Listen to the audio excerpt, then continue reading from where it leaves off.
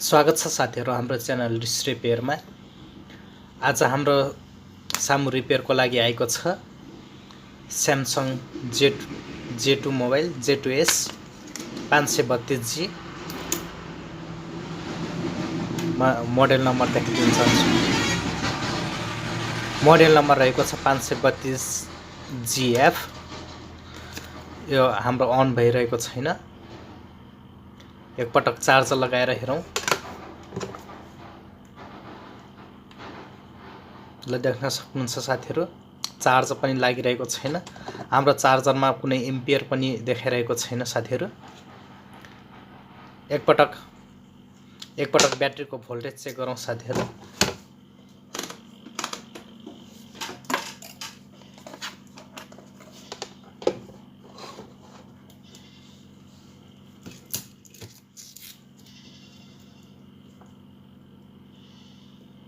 देख्न सक्नुहुन्छ साथीहरु, हाम्रो भोल्टेज एकदमै कम रहेको छ 3.0। यतिमा साथीहरु मोबाइल अन हुँदैन। साथीहरु एकपटक ब्याट्री कनेक्टरमा भोल्टेज आइरहेको छ कि छैन भनेर चेक गरौँ।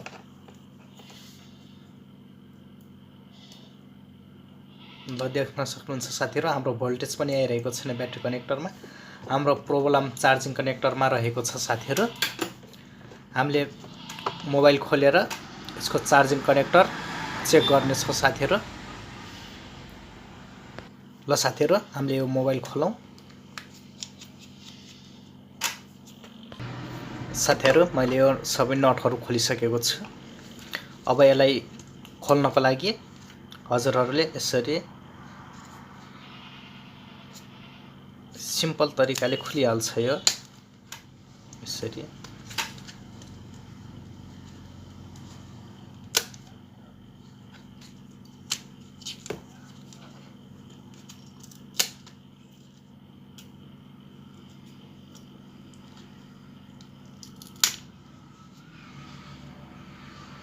ल साथीहरु, हाम्रो मोबाइल खुलिसकेको छ। अब साथीहरु बोर्ड निकालौं।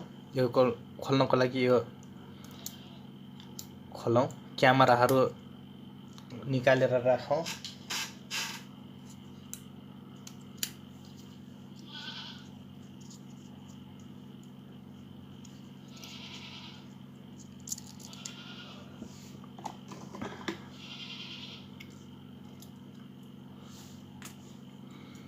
साथीहरु, अब चार्जिङ कनेक्टरमा भोल्टेज आएको छ कि छैन भनेर एकपटक चेक गरौँ।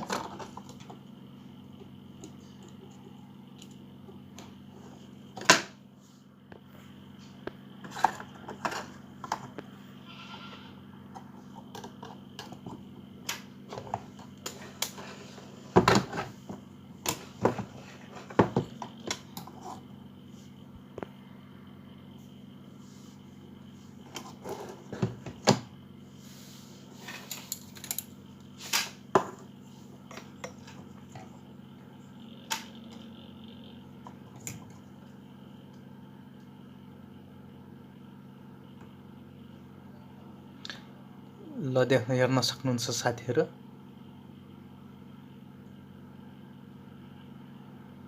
हाम्रो चार्जिङ कनेक्टरबाट भोल्टेज नै आइरहेको छैन।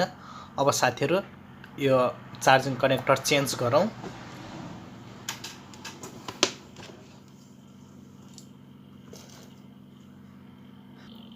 साथीहरु, हामीसँग रहेको छ यो नयाँ चार्जिङ कनेक्टर। यो कनेक्टरमा सुरुमा यो सोल्डरिङ लागेको हुँदैन। यसमा यो पिनहरुमा सबभन्दा पहिले हामीले सोल्डरिङ लगाउँ।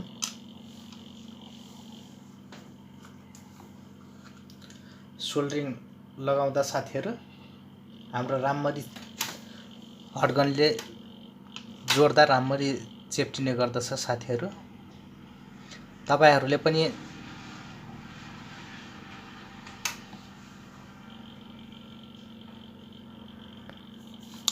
पनि सबभन्दा पहिले चार्जिङ लगाउनु भन्दा अगाडि यसमा सोल्डर लगाइदिनु होला।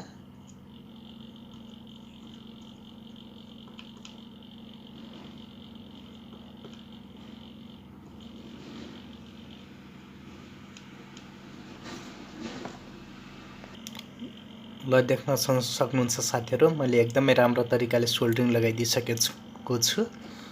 अब साथीहरू हट गनले यो चार्जिङ कनेक्टर निकालौँ।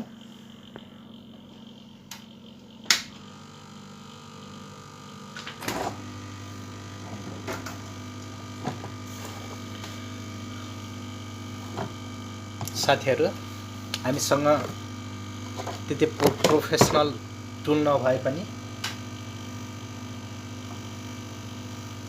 हामीहरूले चार्जिङ कनेक्टर चेन्ज गर्न सक्छौँ।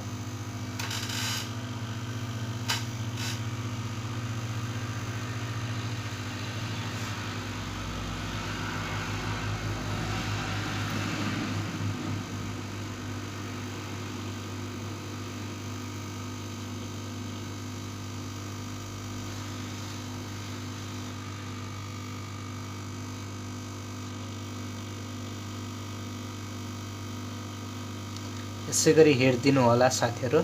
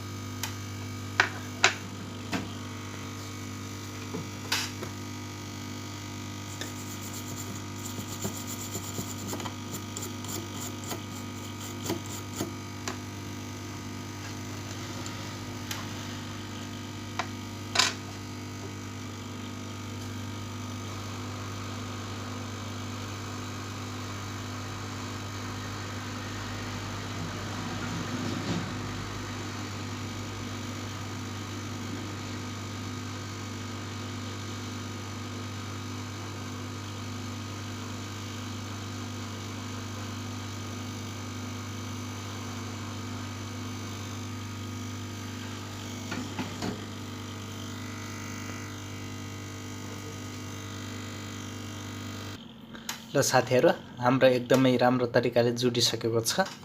अब निकालेर अब साथीहरू एकपटक भोल्टेज टेस्ट गरौँ। यो हाम्रो चार्जिङ केबल लगाऊँ।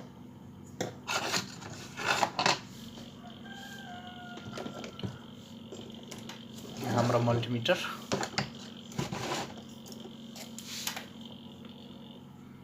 यो एउटा पोइन्टलाई ग्राउन्ड गरौँ साथीहरू। अब टेस्ट गरौँ। हाम्रो यहाँ ल देख्न सक्नुहुन्छ साथीहरू, हाम्रो 4.9 भोल्ट आइसकेको छ। अब हाम्रो ब्याट्री कनेक्टरमा चेक गरौँ। ब्याट्री कनेक्टरमा पनि एकदमै भोल्टेज ओके आइसकेको छ, 4.31। अब साथीहरू एकपटक हामीले फिट गरेर हेरौँ बोर्डमा।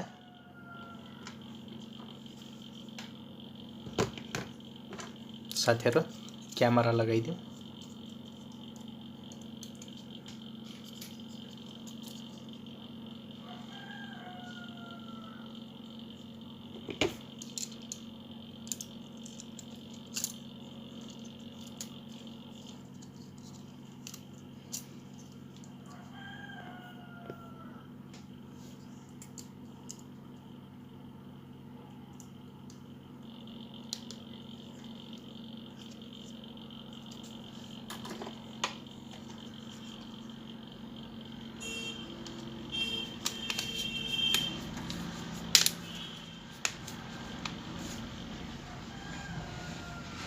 अब साथीहरू ब्याट्री लगाएर चेक गरौँ। ब्याट्री इन्सर्ट गरिदिउँ। अब चार्जमा लगाऊँ। र देख्न सक्नुहुन्छ साथीहरू हाम्रो एम्पियर पनि लिएको छ हाम्रो चार्जरबाट 0.7 एम्पियर।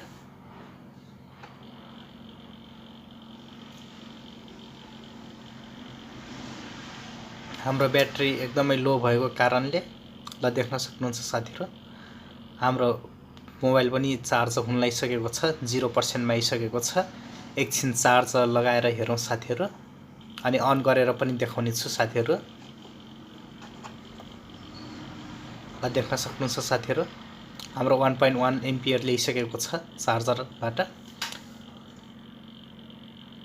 एकछिन चार्ज हुन दिउँ साथीहरु अनि फेरि हेरौँला हाम्रो भिडियो मन परेमा साथीहरु हाम्रो भिडियोलाई लाइक कमेन्ट शेयर र सब्स्क्राइब गर्न नभुल्नु होला हाम्रो युट्युब च्यानललाई ल साथीहरु हाम्रो 60% चार्ज भइसकेको छ अब अन गरेर हेरौँ एकपटक